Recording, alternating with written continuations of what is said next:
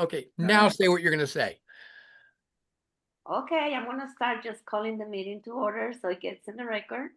And since we meet online, we use a procedure called unanimous consent.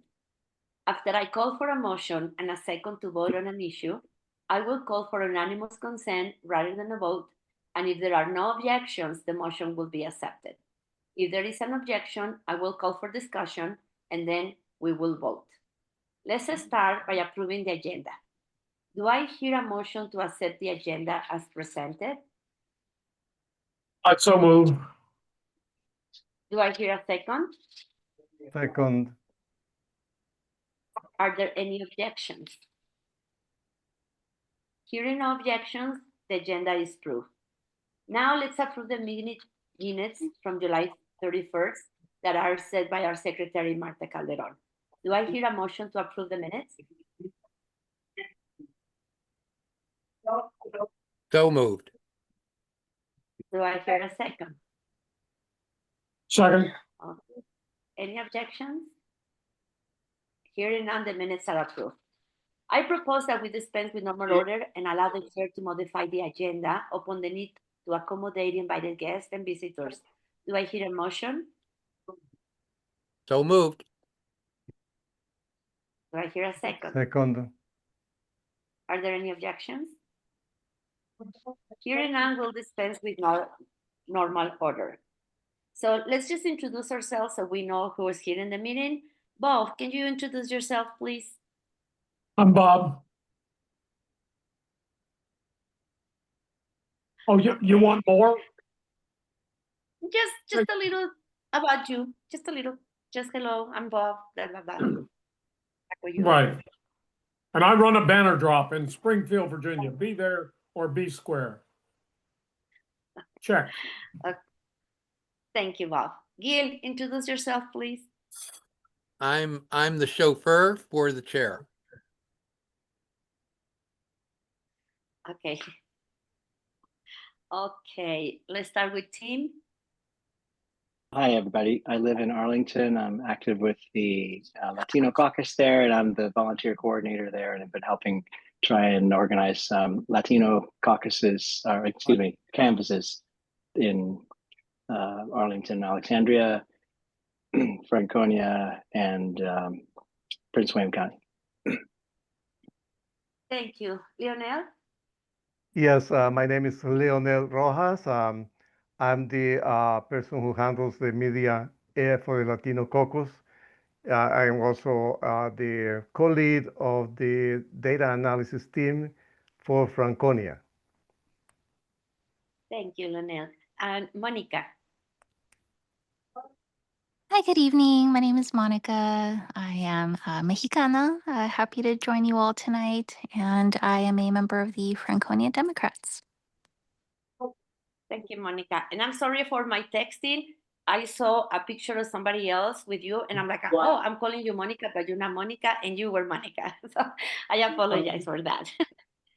Okay, well, continue with our meeting.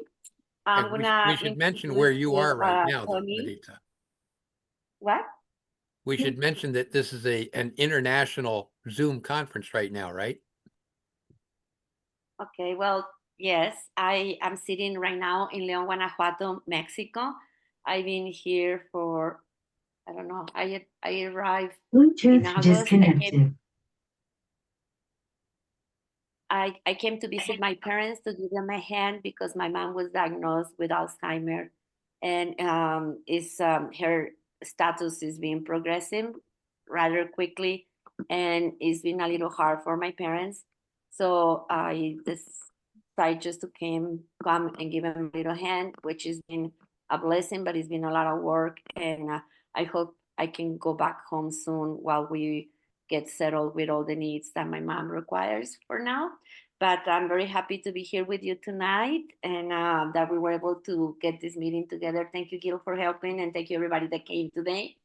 I'm so happy that our guest speaker was able to join us today because I really admire all the work that he does. Tony is a long-time Democrat, and he has been member of the 8th Congressional District Committee and a member of the Central Committee of the Democratic Party of Virginia. He's a candidate for chair for the Arlington Democratic Committee. He has a lifelong journey deep in the Latino culture. As a child, he lived in Puerto Rico, and he was a high school exchange student in Argentina. At the University of Virginia, he studied Spanish literature and even lived in the university's Spanish-speaking house. I have known Tony for a few years, but more than anything, it makes me so happy to see younger leaders in the Democratic Party. Tony is understanding and empathy for the Latino culture that will benefit everyone as he advances in his political work. I'm thrilled to introduce Tony Weaver and hearing about his journey into the Latino world. Thank you for coming, Tony, and the microphone is yours. Thank you so much. What a wonderful introduction, and I'm just really thrilled to be here with you all today. While I kind of go through my background and share kind of my experiences, becoming more and more involved and immersed in Latino culture, feel free to jump in and ask questions.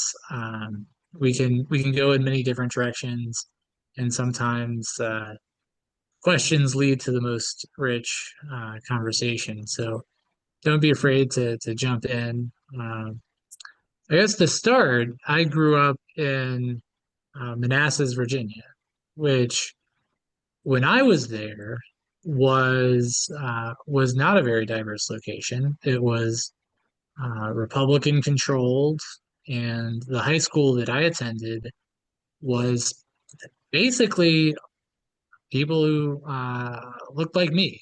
And that was pretty much how it was. There was one EL learner in the school I went to, Hayden Elementary, and I think there was one Black student who was the son of an administrator who was able to go to that school outside of his normal district because his mother worked there. And through my just course of living in Manassas, the demographics just totally changed. And it was a very unique experience for me to see those changes because I went away and I came back. And sometimes when you're in a location and the changes are incremental, you don't really notice what's going on. But when you leave for an extended period and come back, it's much more stark. And for me, when at the beginning stages of like living in Manassas, when I was probably 8, 10 years old, it was very novel to hear somebody speaking in Spanish. And this is Manassas, Virginia, right? It was more akin to hearing somebody speak German or French than what has become a much more ubiquitous experience in the way that Manassas has evolved. And for me, when I moved to Puerto Rico, it was just a total shift and change in my life and worldview and experience, in that I went from this environment where everyone around me spoke the same language, everybody was culturally very homogenous, all people very similar. And all of a sudden, I was in a totally new environment. I was attending a school on the military base at Fort Buchanan, and the majority of my peers were the sons and daughters of Coast Guard members. And as such, most people in the Coast Guard are local. So everybody in my classes were Puerto Rican, and that was just like a total new experience. To be the only gringo in a class and to learn about different elements of Puerto Rican culture. And I'm going to talk a lot about Puerto Rico because I just really love Puerto Rico. I was welcomed very warmly by my friends and fellow students. My teachers were all very welcoming, and I just learned about the culture in a way that you can't really do from the outside or just coming for a couple vacation, a couple days. And I think things that really made an impression on me and kind of stand out were going through wearing uniforms with my fellow students. There was a very, I feel, unique element to this, and hearing the sound of the coqui frog, eating arroz con pollo, going out to the country and driving on roads, uh, beeping the horn as you're going around these mountain roads because oncoming traffic could be coming right at you. And to experience both various different elements of Puerto Rican culture, which was very different in Guaynabo, where I lived, versus out in the country, which was a more rural experience. And attending the street festivals, these types of experiences were just a total eye opener. I was coming from a culture where we would go to the Lutheran church and have like baked dishes and a potluck, to an environment where you go to Festival San Sebastian, which was like thousands and thousands of people pressed into Old San Juan and celebrating Three Kings Day, a festival that I had no knowledge of previously, in a way that was inspiring through the music, through folk math, through food. And this really made an impression on 11-year-old me. I became fascinated with Puerto Rican culture, with Puerto Rican food, with the gente, the people, and I really just built this strong connection to Latinos in that context. And I think for me at least, it's really hard to generalize, particularly in Puerto Rico, in that to be Puerto Rican could mean so many different things. And I think that is a somewhat indicative of, or representative of, the broader umbrella of being Latino. If I mean, there are Afro Latinos which have a very different experience than, say, in indigenous Taino, or some of my friends looked physically exactly like me, white-eyed, blue-eyed, blonde hair Puerto Ricans, and that diversity of identity I found unique, and it was inspiring to be around different people who had different ideas, but all shared a very, very fervent and strong sense of Puerto Rican identity. And I think that's one thing that I've seen consistently across all the Puerto Ricans I know, regardless of their background, that they really believe in being Puerto Rican, right? And that's a really neat thing, and it's neat to see how that interacts with their identity as Americans, and how they have those two identities. And I think that's something that you can think about in the States. Yeah, a question about Three Kings Day, yeah, Dia de los Tres Reyes. Yeah, like we would, my parents were great about getting us engaged in the culture. They would take us to these street festivals. They would let us just go to these street festivals. I was like 11 years old, like somebody passing me a Corona, like not a problem, but not ideal for me. But it really was interesting to see the culture through street festivals, but also through other agricultural lenses. My father worked for USDA, and as such, um, he would go out to various different farms in the country in Puerto Rico and get census data from various different farmers, and he would take us. So we would go out to we went to plantain and banana farms, to pineapple farms, to coffee farms, and like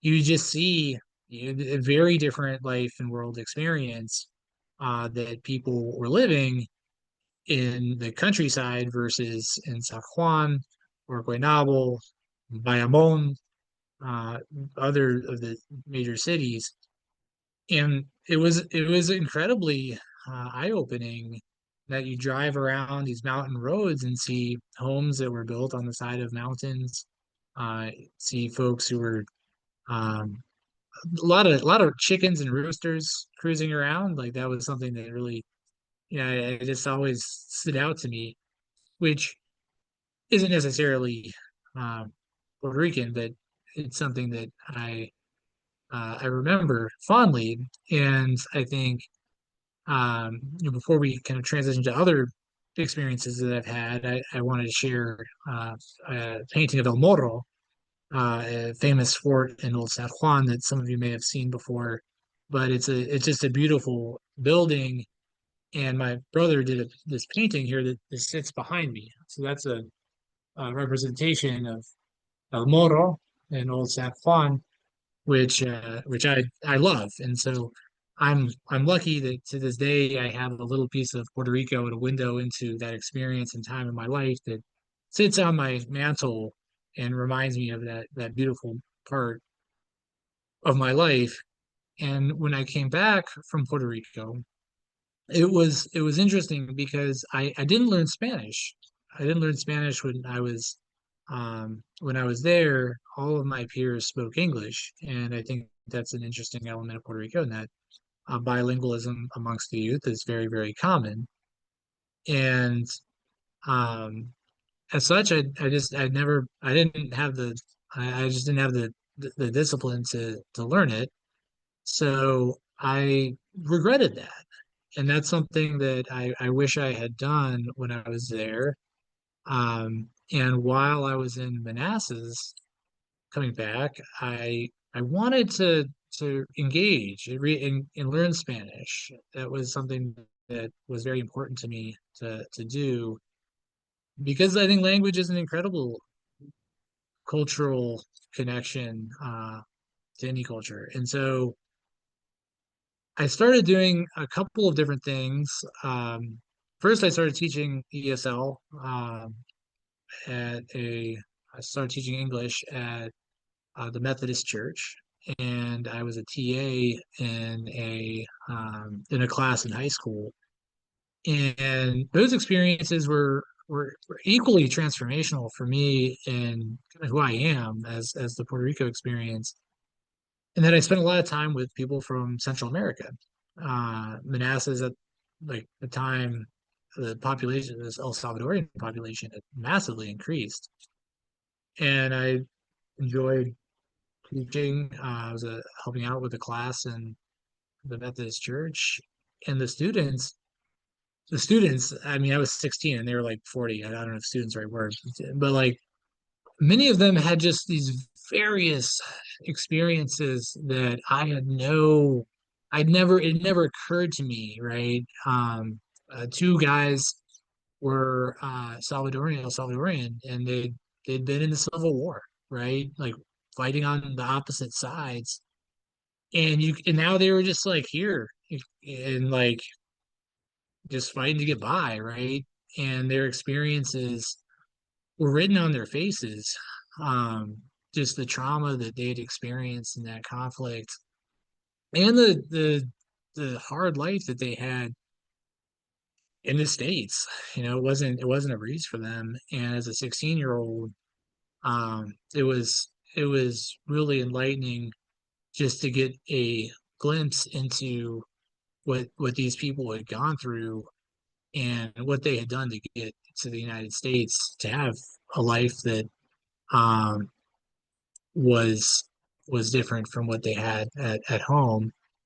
Another experience that stands out was as a teacher's assistant in high school with a student who had come to the United States from Mexico at age 12. I mean, the guy was like, he was 12 with his two younger brothers, and he, came across the desert alone and got picked up by, thankfully, really, he got picked up by the Border Patrol and was detained for months on the U.S. side. And eventually, a judge ruled that he couldn't keep him in detention any longer, and he was placed with a family member in Manassas. And I mean, just hearing his story and his experience, like coming to the United States, like the trip across the desert, it was something that I couldn't really imagine. And hearing that story from him was pretty impactful for me. And I think, interestingly enough, when I remember hearing about the exchange program to go to Argentina in that class, like the Rotaract Club, the Interact Club, the high school version of Rotary, was sponsoring exchange students, and they were offering like cookies and milk at a listen and learn thing. And so, I was interested, and I went, and question here.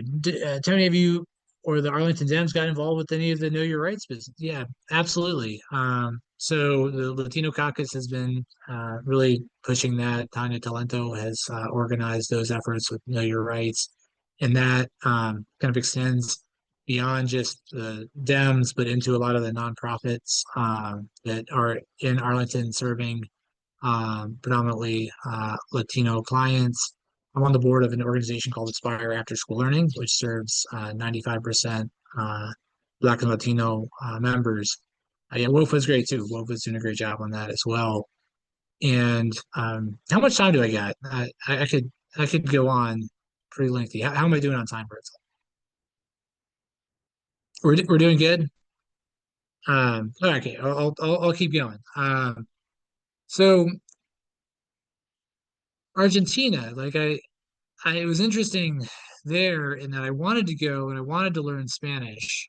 And I listed, I was anticipating like going somewhere warm, right? I think I listed like Mexico, Venezuela, Argentina as my top choices. And in my mind, as a 16-year-old, I was like, okay, Argentina is it's going to be pretty warm.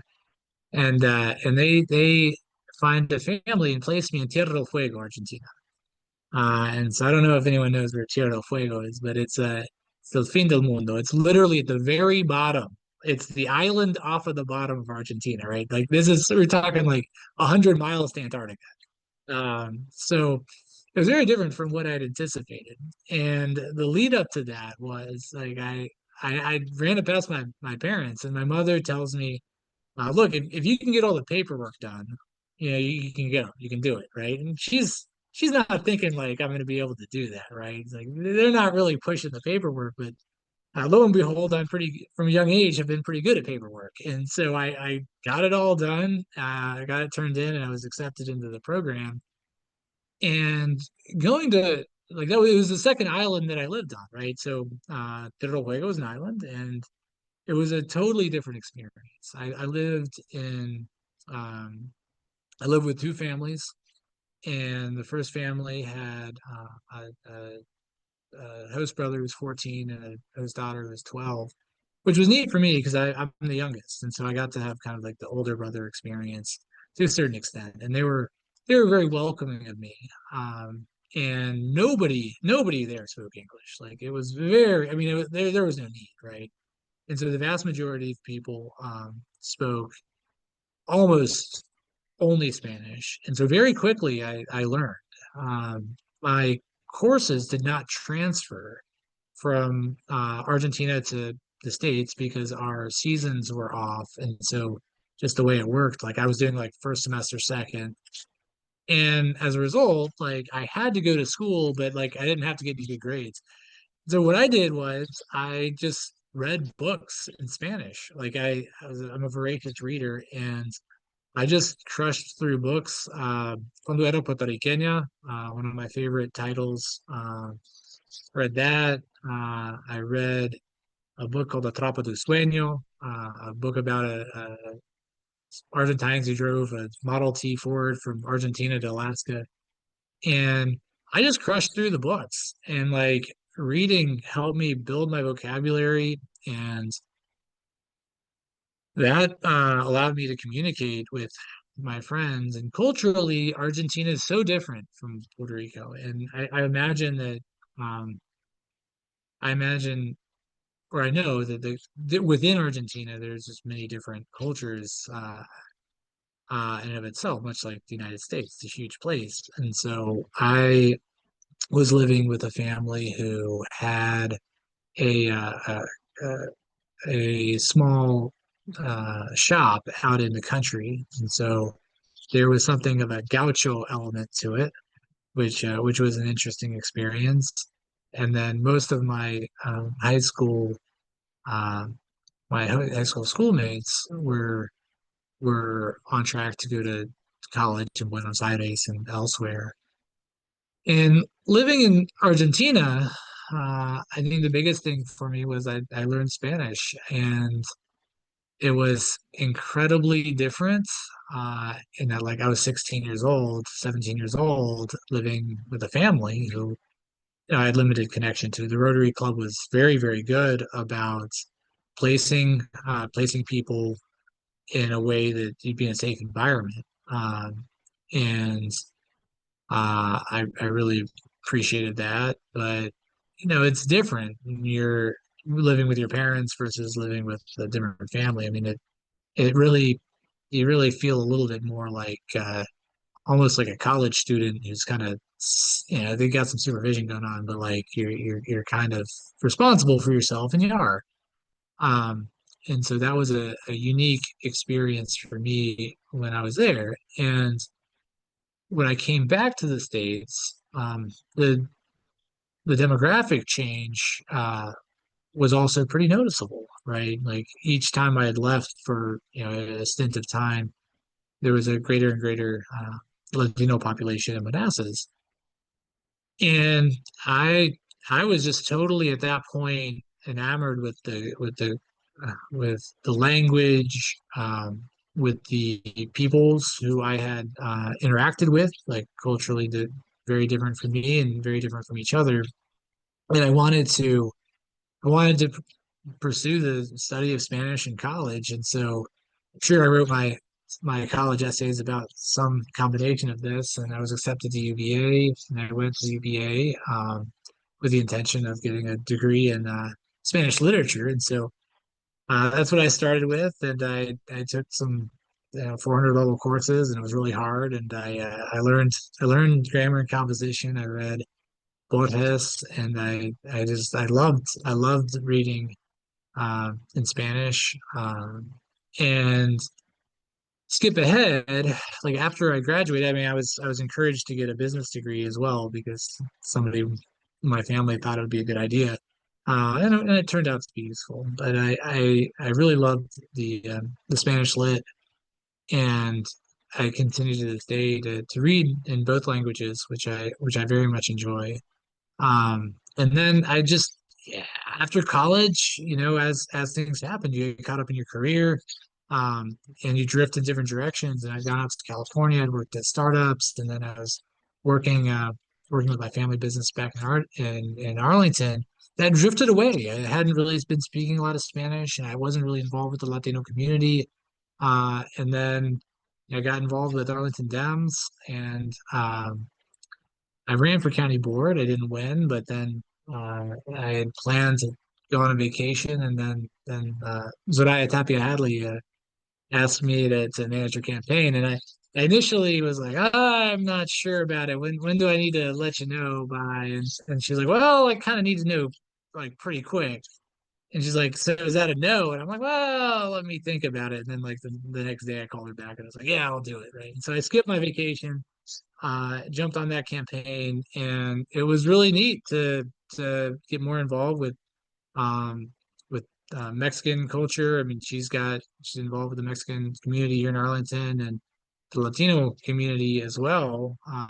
She introduced me to a bunch of our local elected Latino leaders, Walter Tejada and Emma Viola Sanchez, and our sheriff Jose Quiros, of course Dalia Lopez, and so that was just a really wonderful experience for me to re-engage with with a culture and the language that had been so incredibly impactful in forming both my intellectual development through college, but also my career. So I really enjoyed that opportunity. And then I got on the board of an organization called Aspire After School Learning.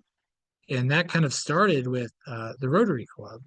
When I wanted to get back involved with the community, I gravitated to Rotary because they had sponsored me in an organization and had changed my life in a huge way. And I worked with them on their scholarship program. I kind of modernized it and got it to be oriented around the Arlington Community High School, the local alternative school. And so we give scholarships to them now. But as I did that, I wanted to increase the impact that I had on the community, ensure that the work that I was doing was was having the absolute biggest impact. And so I did a bunch of research. Like I spent a lot of time on like the What Works Clearinghouse and like pulled studies on like, hey, like where should the money be going? And really scholarships are great, but literacy, like early childhood literacy, tends to just get have a lot more bang for your buck when it comes to interventions.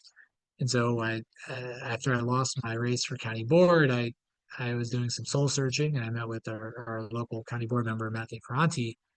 And, I mean, he asked me how I wanted to engage in the community and what kind of impact that I had. And I thought back to a conversation that I'd had with Dr. Alfred Taylor.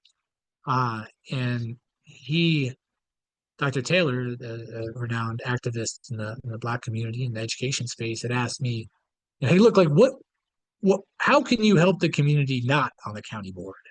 Like, what can you do not being a county board member? And I thought it was a really salient observation. And it's something that I kind of kept with me and I kept thinking about throughout the campaign. And education was really the thing that I wanted to focus on, and education relating to the Latino community to the extent that I could. So when Matt asked me, what I wanted to do, I was like, well, hey, I'd really like to get on the board of a nonprofit that is focused on literacy and education, early childhood literacy interventions. And so he put me in contact with the executive director, Paula, of Aspire After School Learning, and I then got on that board, and I've really enjoyed being on that board for the last 18 months. The work that we are doing, I think, has a real and immediate impact on the students that we serve. Like I mentioned, we serve 95% Black and Latino students. We provide after-school enrichment programming and literacy interventions from like 3 to 5, so that rather than going home, they can get additional and structured learning. And all of these students, their families are at like or below a 30% area median income, so like they really, really need these type of services. And it's been inspiring to see how that organization's run, to see the board and the leadership. And one element that I think is particularly great about Aspire is, I mean, like something like 6 out of our board members, maybe more, maybe 7 or 8 board members speak Spanish. And I think that's really cool. And I kind of realized this because at the board retreat, we had like the Spanish table, right? We all ended up at the same table speaking Spanish, right? And it was great because I think more than just providing the literacy interventions for these students, like inspiring them,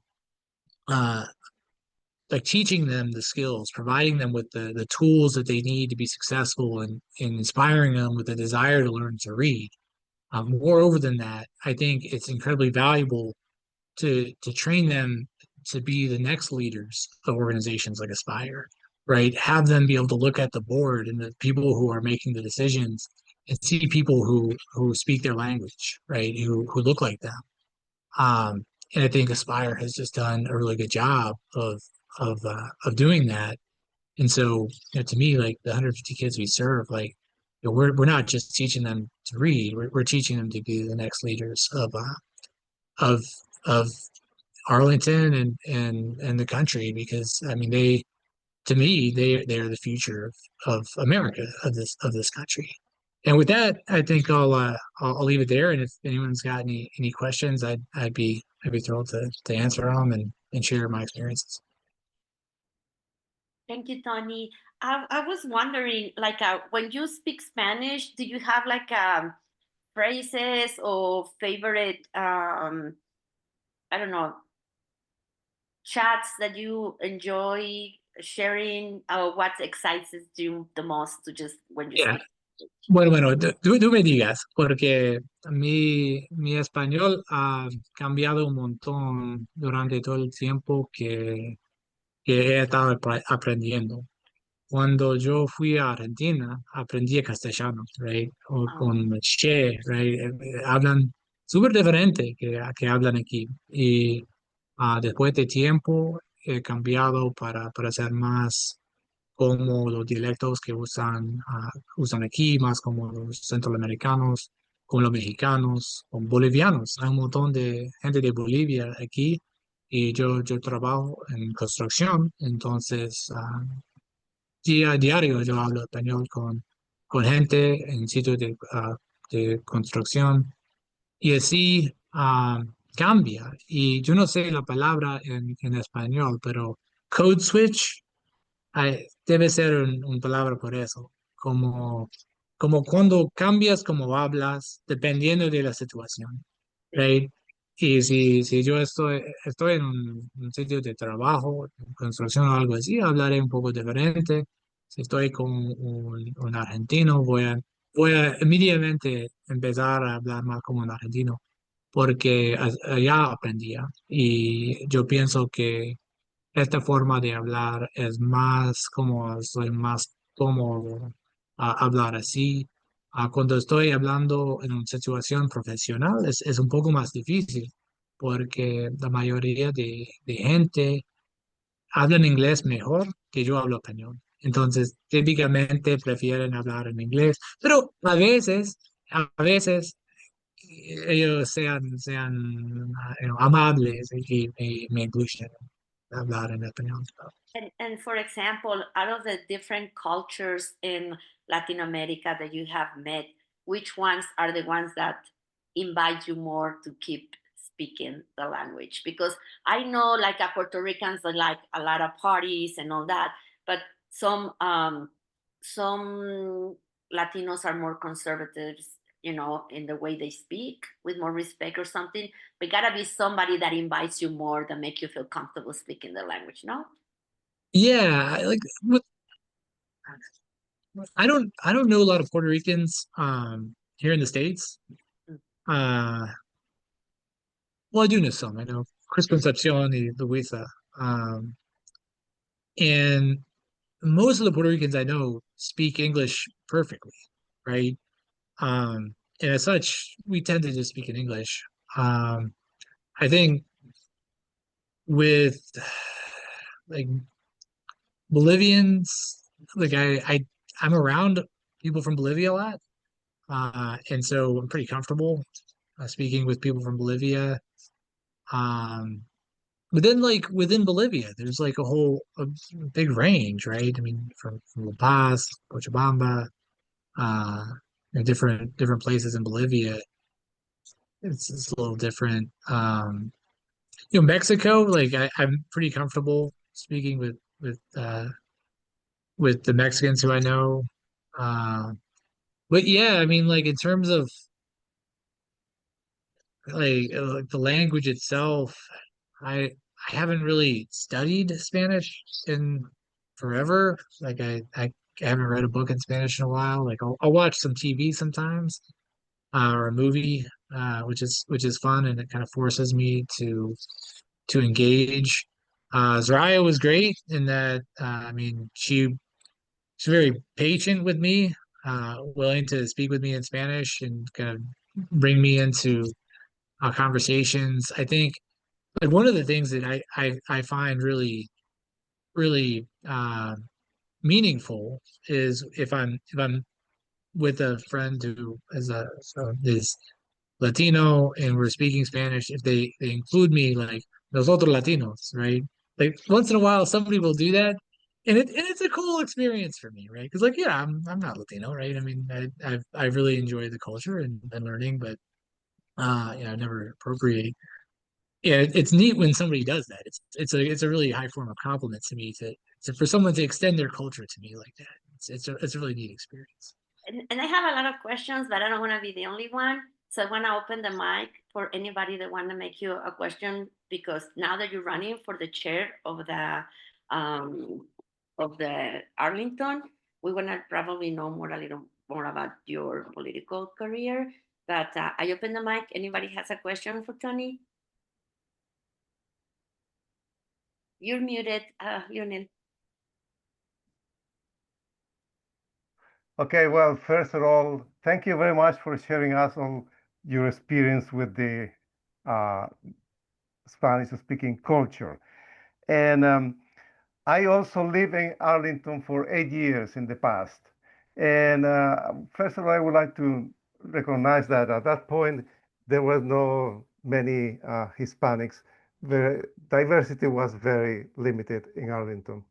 Um, so at this point, but something that has been constant throughout the years is the support that Arlington, the government of Arlington has given immigrants. And I hope that that support will continue. Have you seen any changes on that?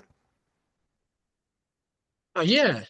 I think one specific change that has recently happened was the county uh, chose to limit its interaction with ICE, with the police force. And if you followed the stats, you could see that um,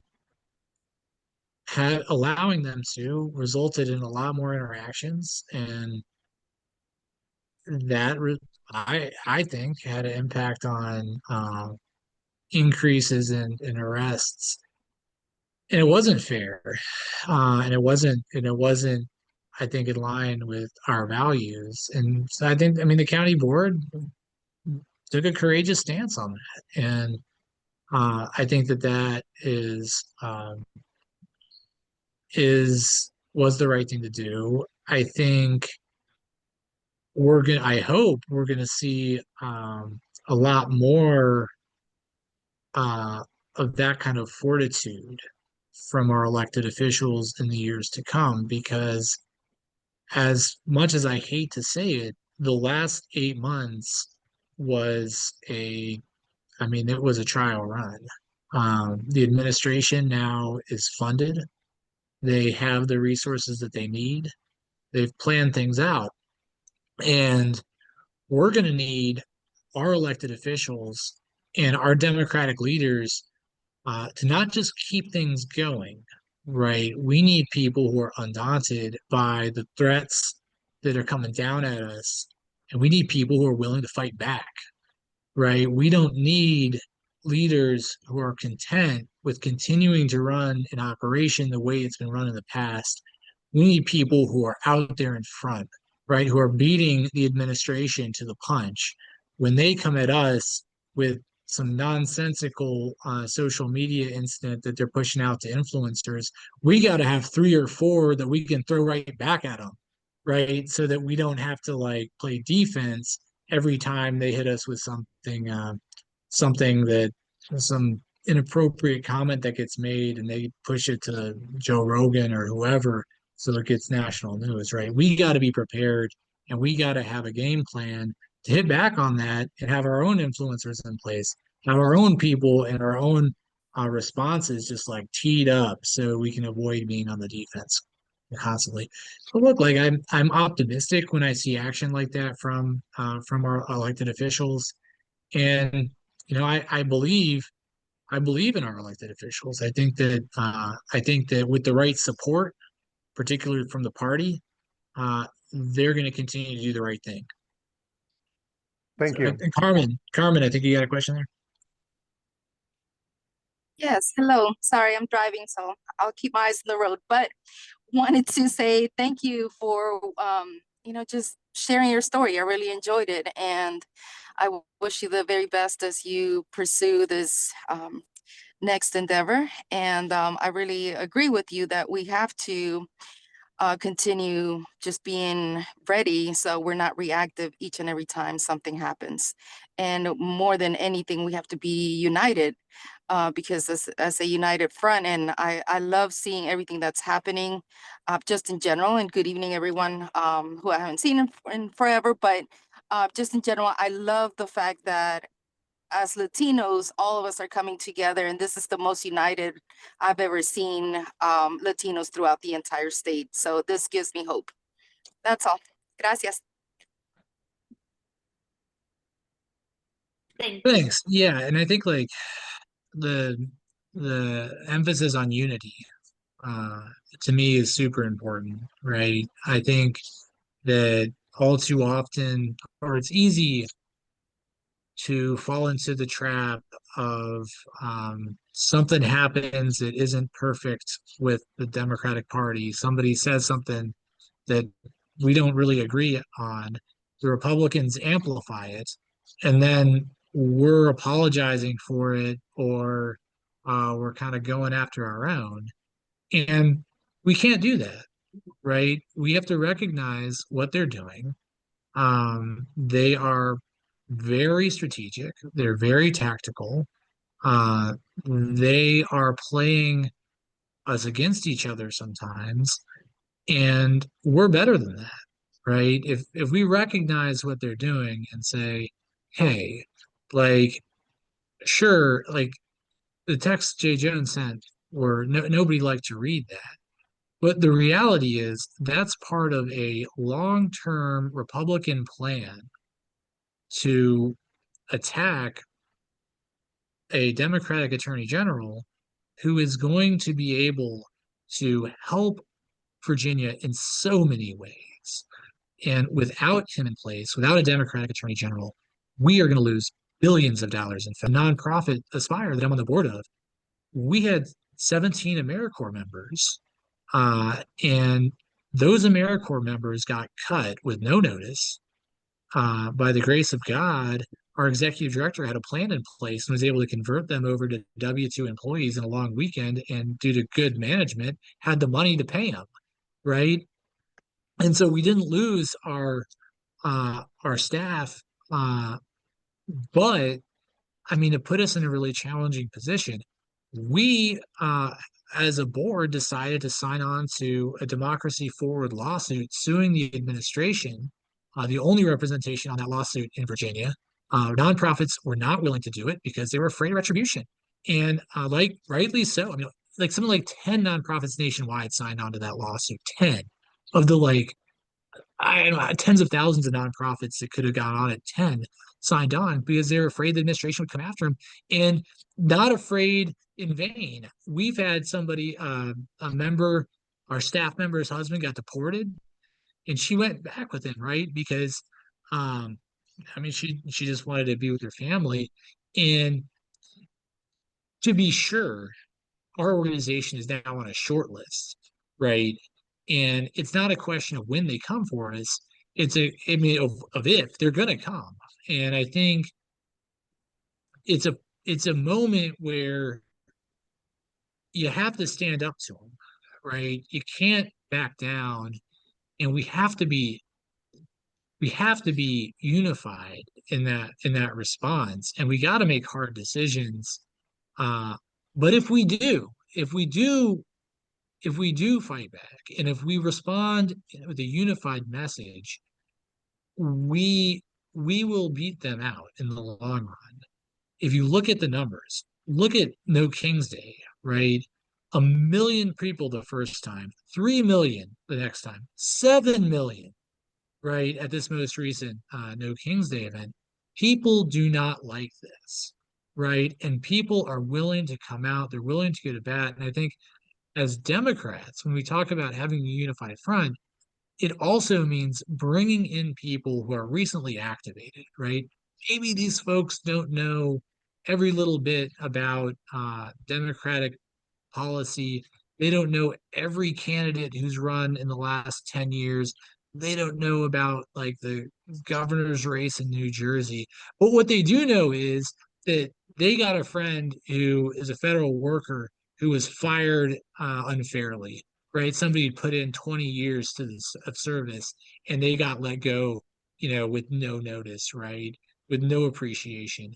Or they know an immigrant who has been deported, or one who just lives in fear, right? And you can see it in people's eyes when you're driving around. You can see the woe on people's faces, right? And we have to make sure that these folks, right, who maybe they're not like the 10-year Democratic activists, we got to make sure that these folks feel like they have a home in the Democratic Party, that they are welcome, and we have to engage them. We have to get them involved. We have to like bring them through the process. So they're the ones running, the banner drops, right? They're the ones who are out there poll greeting. They're the ones who are serving as election officers down the road. And so if we are able, and we are able to engage and leverage the millions and millions, the tens of millions of people who are becoming politically activated by the terrible things that are happening around us, we will win every state, local, and federal election. I mean, we can do that, and that's where our heads got to be at. You got to be bringing those people into the party, having a unified front, having the organizational capacity to ensure that we're moving everybody forward.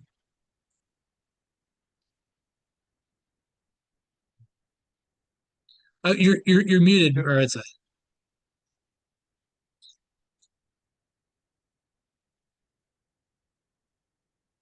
Marisa, you are muted. Thank you. Yeah. There you go.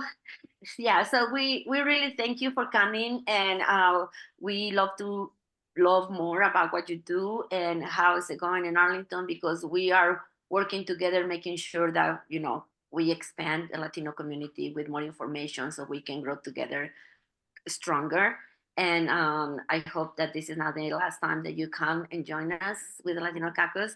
We want to make sure that we can do the best for our community, for Virginia. And talking about that, we have the election coming, and it's very important to to go out and vote, and it's not too late to get involved. So let's watch for the alerts that we invite and we send information. There's a lot of campus opportunity that we can get involved and volunteer work and precincts, especially on Tuesday, that we can do for, help with elections winning. So if you haven't voted yet, everybody, let's do it tomorrow. And tomorrow is still open, and Saturday. Let's not take the chance to lose our opportunity to vote. It's already after 6. I'm just gonna make sure that we can talk about new business, like reorganizing for the Democratic Party now that it's coming in December. So make sure that if you guys are running for something, make sure you make your list, prepare to reorganize, and let's win in Virginia. Anybody has anything to share before we close? Well, I would like to thank Tim for the great cooperation that he has given us in Northern Virginia, because he has been active in Fairfax, in Arlington, in Prince William County, sharing his knowledge about how to organize and make more precise the turfs that the campaign is cutting. Thank you very much, Tim, And thank you also to the Arlington Latino Caucus and the Arlington Democratic Party for your cooperation. It has been invaluable, and we have learned a lot. I second that. Tim has gone above and beyond and really, really appreciate it. You've made a difference along the Route 1 corridor already. Looking forward to promoting the other events this weekend that you already are planning. So thank you so much on behalf of the caucus. It's been terrific. Thank you, guys. It's my pleasure. Looking forward Anything you to want to share, Tim? mostly just looking forward to remind people on Saturday. We'll be doing a repeat canvas launch out of the Franconia staging location at noon, setting into the same precincts we did last time. We have 9 people signed up now. So if you, and then on Sunday, we'll be doing the same thing in Arlington at noon.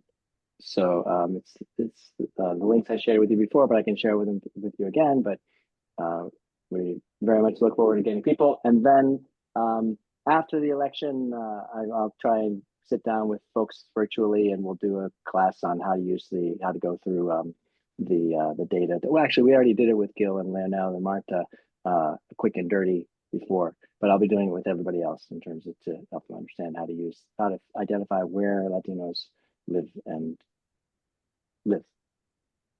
And Tony, we're always looking for Spanish speakers along the Route 1 corridor. I'm fluent given enough tequila, but they won't let me bring my tequila. All right. Well, I appreciate you all doing it. I'll be out doing canvas launches in Arlington on Sunday and most of the weekend, and I'll certainly be back to the Latino Caucus at Fairfax. It's a great organization.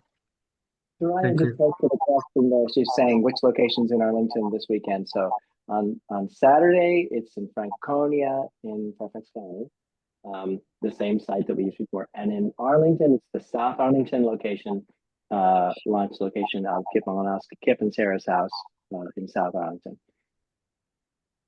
Awesome. Both at noon. Okay. Do we have any announcements coming, Lionel? Well, I think that Tim made the most important announcement that we're going to have a canvas on Saturday noon. And I think it's the most important, of course, that the election is coming. And all of us are going to be very busy. I have an administrative question. I'm taking the minutes or notes for the minutes. Well, I welcome Linetta, but if she can maybe type her last name or on the chat so I can write her proper name on the minutes. I will appreciate that. I'll get it to you. I'll get it to you, Leonel. And Lenita, can you introduce yourself so people know who you are? If you're around. Soraya, you want to say something? Oh, thank you. Thank you so much, Maritza. Just wanted to thank, of course, thank you, Maritza, for being such an exemplary leader, and for your whole team and Fairfax Democrats helping lead the way and get so many of our Latinos elected. A lot of our Latino statewide are based with you guys. So thank you for all your hard work. And of course, I mean, just wanted to say I'm here for you guys, here to support you as well as an Arlington County School Board member. And thank you, Tim and Tony, for being allies. This is what allyship looks like, what real allyship looks like.